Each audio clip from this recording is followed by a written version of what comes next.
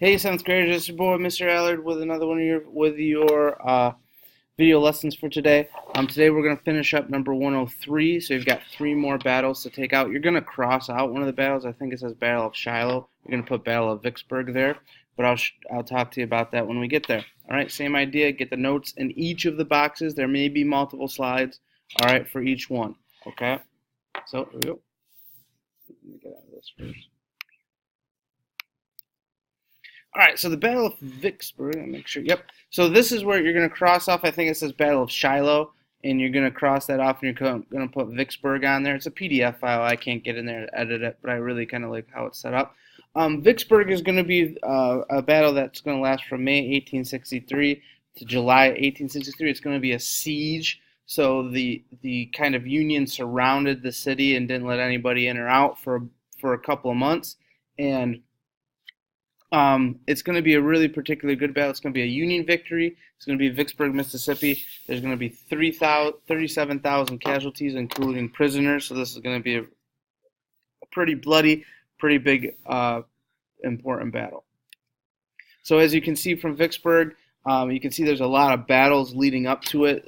General Grant there in the blue. You can see kind of how they've surrounded, not only surrounded on land, but they've also surrounded near on the waterways. You can see Vicksburg is kind of a big turn in the river there, which is really important. They got a lot of guns and things like that that they can use to protect the river, and it's really a vital position to protect and control the Mississippi River. So why is this battle important? All right, remember that kind of anaconda plan that we talked about that goes like this? This officially splits the Confederacy in half. Vicksburg gives the Union control of the Mississippi River, and really is going to, Texas, Arkansas, Louisiana. Thanks for playing, but you're really not involved because you can't cross over the Mississippi River anymore. And Ulysses S. Grant is going to be seen as a top Union general. His ability to use all those technological resources, the railroads, the mini balls, different types of guns and ammunition, and things like that, is really going to push him forward and going to push kind of the second half after Gettysburg battles of what the Union is going to do. Sherman's March to the Sea, all right, November 1864 to 1865. This is going to be in the deep South, Georgia, South Carolina, and North Carolina. This is going to be a Union victory, even though there's really not too many big battles fought. Casualties, there's not really a big number here, but this is going to be millions and millions of dollars of damage caused, and we'll kind of look at that when we look at the notes here. All right, so he's going to, let me get out of the way, go over here. So as you can see, he's going to kind of leave Atlanta, and he's going to pretty much burn Atlanta to the ground, and then Sherman's just going to, anything that he finds between Atlanta and Savannah, he's going to go and basically destroy it, be it a plantation, be it a railroad, be it a city, a town, whatever. If it could be used for resources for the war, is going to be burnt and destroyed.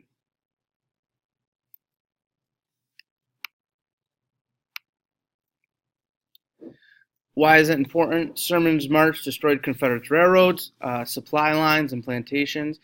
His use of this is going to be that concept of total war, is going to cripple the South because, again, they don't have the factories, they don't have the person power to replace these goods. I mean, that's the downtown area of a city after Sherman came through. He is literally wiping these places off the map, all right, and kind of destroying them as they go. This is not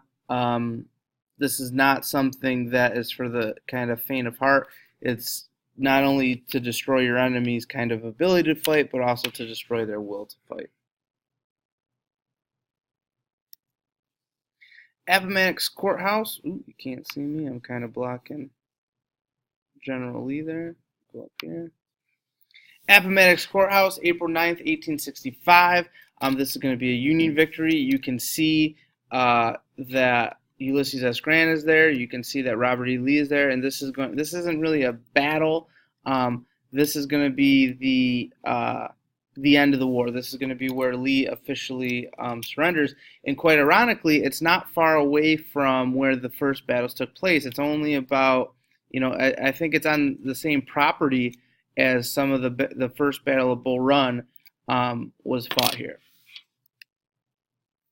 So Lee surrenders to General Grant officially at the end of the war. And the question that Lincoln, with the second inaugural address that we looked at, has been grappling with is how do we bring the Confederates back into the how do we bring them back into the Union?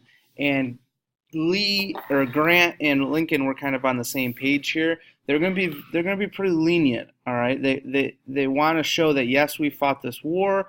There's going to be some changes, but we don't want to punish you for that. We want to bring you back in. So Grant basically tells them, take their horses and go home. He doesn't, file to put anyone for treason or for anything like that, and just says, you know what, let's start the process of kind of rebuilding our union because we've spent basically the last 4 years, destroying and killing each other. Let's start the process of bringing it back.